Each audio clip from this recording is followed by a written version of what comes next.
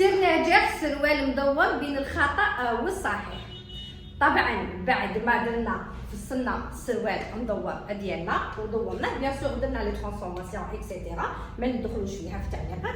حنا يكون عندنا القماش اوبلي، لازم يكون اوبلي، ما ديريش هنا خياطه. اوكي، اوبلي واش معناتها؟ يعني القماش يكون على الطويه، يعني طويل. كذلك كاين الفتحه اللي يروح يديرها منا لهنا. هذه الطريقه طريقه خاطئه، اذا خاطئه. بينما الطريقه الصحيحه انك تقطعي من هذا الاتجاه، عفوا من برا للداخل. هنا ثاني تقطعي من هذا الاتجاه. فوالا كي تقطعي من تحت وديريه اوبلي، هذاك لو بلي حيدير لك لو بومبي من تحت، وهذيك التقطيعه اللي تكون من برا للداخل حتشكل لك لو في. اذا هنا طريقه صحيحه.